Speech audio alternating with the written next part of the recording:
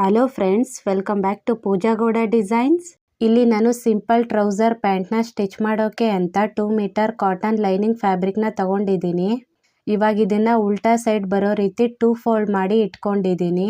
ಇಲ್ಲಿ ಮೊದಲಿಗೆ ನಾನು ಫ್ರಂಟ್ ಪಾರ್ಟ್ನ ಮಾರ್ಕ್ ಮಾಡ್ಕೋತೀನಿ. ಇಲ್ಲಿ ಬೆಲ್ಟ್ಗೆ ಅಂತ 2 ಇಂಚ್ಗೆ ಮಾರ್ಕ್ ಮಾಡಿ ಗೆರೆ ಎಳೆದು ಸೇರಿಸ್ಕೋತೀನಿ.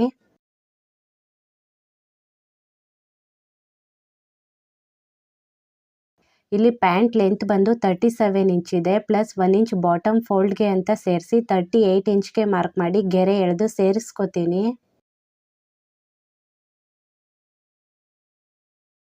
ಇಲ್ಲಿ ವೆಸ್ಟ್ನ ಮಾರ್ಕ್ ಮಾಡ್ಕೋತೀನಿ.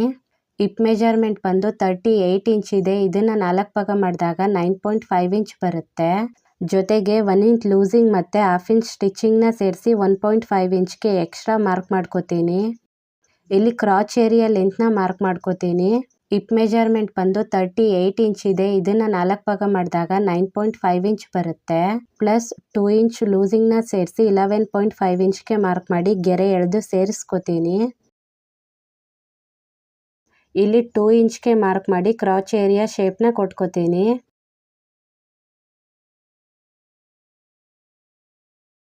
ಇವಾಗ ಇಲ್ಲಿ ಟೇಪ್ನ ಇಟ್ಕೊಂಡು ಹೀಗೆ ಸೆಂಟರ್ಗೆ ಫೋಲ್ಡ್ ಮಾಡಿ ಮಾರ್ಕ್ ಮಾಡ್ಕೋತೀನಿ.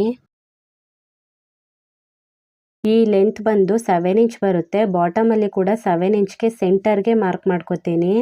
ನಂತರ ಈ ಸೆಂಟರ್ ಮಾರ್ಕ್ನ ಗೆರೆ ಎಳೆದು ಸೇರಿಸ್ಕೋತೀನಿ. ಇಲ್ಲಿ ಬಾಟಮ್ನ ಮಾರ್ಕ್ ಮಾಡ್ಕೋತೀನಿ. ಇಲ್ಲಿ ಬಾಟಮ್ ಲೆಂತ್ ಬಂದು 6 ಇಂಚ್ ಇದೆ. ಸೆಂಟರಿಂದ ಎರಡೂ ಕಡೆ ಕೂಡ 3 ಇಂಚ್ಗೆ ಮಾರ್ಕ್ ಮಾಡ್ಕೋತೀನಿ. ನಂತರ ಇಲ್ಲಿ ಪ್ಯಾಂಟ್ ಶೇಪ್ ಸ್ಕೇಲ್ನ ಇಟ್ಕೊಂಡು ಬಾಟಮ್ ಮಾರ್ಕ್ವರೆಗೆ ಗೆರೆ ಎಳೆದು ಸೇರಿಸ್ಕೋತೀನಿ.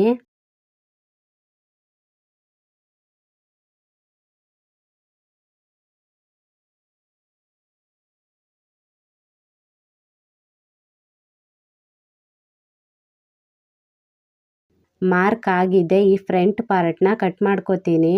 ಕಟ್ ಆಗಿದೆ. ನಂತರ ಇದನ್ನ ಈ ಎಕ್ಸ್ಟ್ರಾ ಬಟ್ಟೆ ಮೇಲೆ ಇಟ್ಕೊಂಡು ಬ್ಯಾಕ್ ಪಾರ್ಟ್ನ ಮಾರ್ಕ್ ಮಾಡ್ಕೋತೀನಿ. ಬ್ಯಾಕ್ ಪಾರ್ಟಲ್ಲಿ ಬೆಲ್ಟ್ಗೂ ಮೇಲೆ 2 ಇಂಚ್ಗೆ ಮಾರ್ಕ್ ಮಾಡಿ ಗೆರೆ ಎಳೆದು ಸೇರಿಸ್ಕೋತೀನಿ. ಈ 2 ಇಂಚ್ನ ಯಾಕೆ ಮಾರ್ಕ್ ಮಾಡ್ಕೋತಿದ್ದೀವಿ ಅಂದರೆ ಬ್ಯಾಕ್ ಪಾರ್ಟಲ್ಲಿ ಸ್ವಲ್ಪ ಎಕ್ಸ್ಟ್ರಾ ಶೇಪಲ್ಲಿ ಬಟ್ಟೆ ಬೇಕಾಗಿರುತ್ತೆ. ಅದಕ್ಕೆ ನಾವು ಈ ಥರ ಮಾರ್ಕ್ ಮಾಡ್ಕೋತಿದ್ದೀವಿ.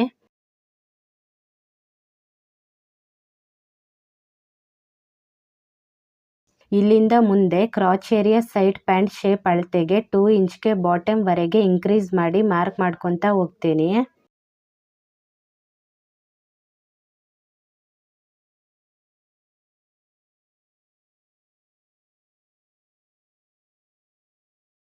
ಮಾರ್ಕ್ ಆಗಿದೆ. ಇವಾಗ ಇದನ್ನ ಡಾರ್ಕ್ ಮಾಡ್ಕೋತೀನಿ.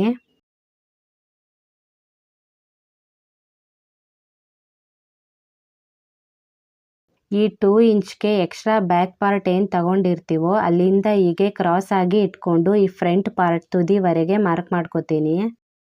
ನಂತರ ಈ ಕಡೆ ತುದಿನ ಫ್ರಂಟ್ ಪಾರ್ಟ್ ಅಳತೆಗೆ ಮಾರ್ಕ್ ಮಾಡ್ಕೋತೀನಿ.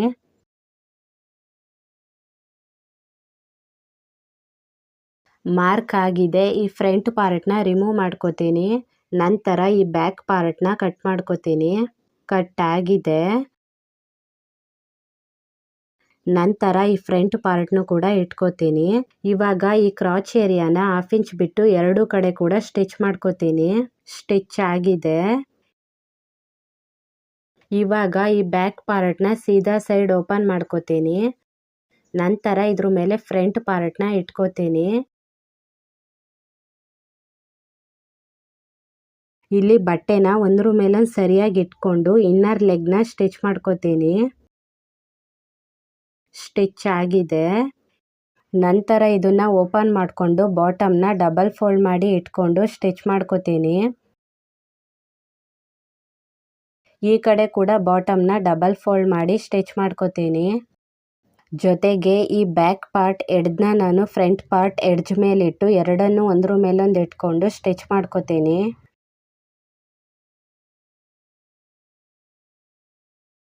ಈ ಕಡೆ ಕೂಡ ಸೇಮ್ ಇದೇ ಥರ ಬ್ಯಾಕ್ ಪಾರ್ಟ್ ಮತ್ತು ಫ್ರಂಟ್ ಪಾರ್ಟ್ ಎರಡನ್ನು ಒಟ್ಟಿಗೆ ಇಟ್ಕೊಂಡು ಬಾಟಮ್ವರೆಗೆ ಸ್ಟಿಚ್ ಮಾಡ್ಕೋತೀನಿ. ಸ್ಟಿಚ್ ಆಗಿದೆ. ಇಲ್ಲಿ ನಂತರ ಬೆಲ್ಟ್ನ ಸ್ಟಿಚ್ ಮಾಡೋಕ್ಕೆ ಅಂತ ಬಟ್ಟೆನ 1/2 ಇಂಚ್ಗೆ ಫೋಲ್ಡ್ ಮಾಡಿ ನಂತರ ಎಲಾಸ್ಟಿಕ್ ವಿಡ್ತ್ ಅಳತೆಗೆ ಸರಿ ಹೊಂದೋ ಹಾಗೆ ಫೋಲ್ಡ್ ಮಾಡಿ ಇಟ್ಕೊಂಡು ಪಿನ್ ಹಾಕಿ ಸೆಕ್ಯೂರ್ ಮಾಡ್ಕೋತೀನಿ.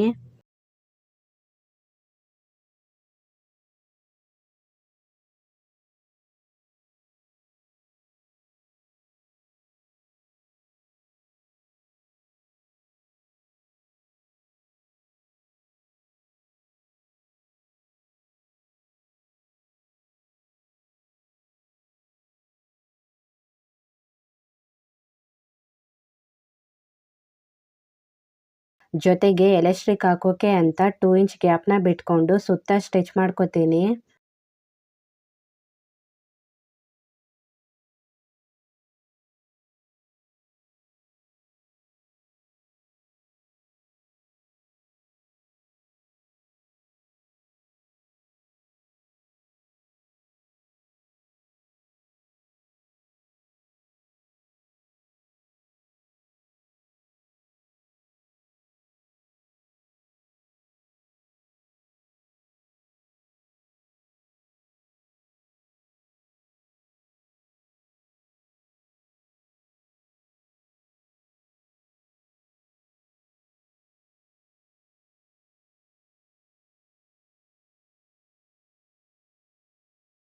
ಇಲ್ಲಿ ಬೆಲ್ಟ್ ಸ್ಟಿಚ್ ಆಗಿದೆ.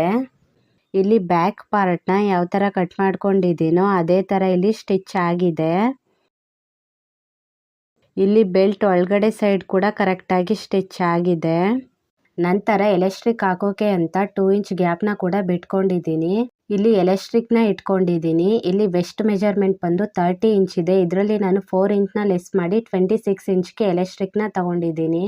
ಇದನ್ನ ನಾನು ಪಿನ್ ಸಹಾಯದಿಂದ ಬೆಲ್ಟ್ ಒಳಗಡೆ ಸೇರಿಸ್ಕೋತೀನಿ.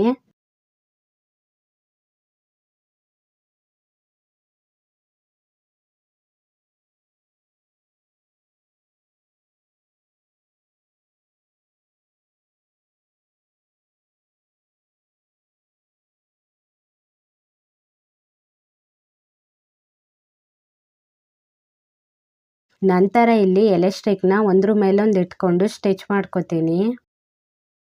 ಸ್ಟಿಚ್ ಆಗಿದೆ.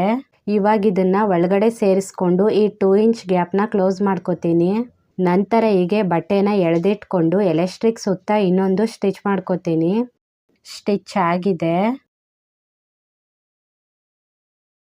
ಇಲ್ಲಿ ಈ ಥರ ನಾನು ಟ್ರೌಸರ್ ಪ್ಯಾಂಟ್ನ ಕಟ್ ಮಾಡಿ ಸ್ಟಿಚ್ ಮಾಡ್ಕೊಂಡಿದ್ದೀನಿ. ನಿಮ್ಗೇನಾದರೂ ನನ್ನ ವಿಡಿಯೋಸ್ ಇಷ್ಟ ಆದರೆ ಪ್ಲೀಸ್ ನನ್ನ ಚಾನಲ್ನ ಲೈಕ್ ಮಾಡಿ, ಶೇರ್ ಮಾಡಿ, ಜೊತೆಗೆ ಸಬ್ಸ್ಕ್ರೈಬ್ ಕೂಡ ಮಾಡ್ಕೊಳ್ಳಿ. ಪ್ಲೀಸ್ ನನಗೆ ಸಪೋರ್ಟ್ ಮಾಡೋದನ್ನು ಮಾತ್ರ ಮರಿಬೇಡಿ. ನನ್ನ ವಿಡಿಯೋ ನೋಡಿದ್ದಕ್ಕೆ ತುಂಬ ಥ್ಯಾಂಕ್ಸ್ ಫಾರ್ ವಾಚಿಂಗ್.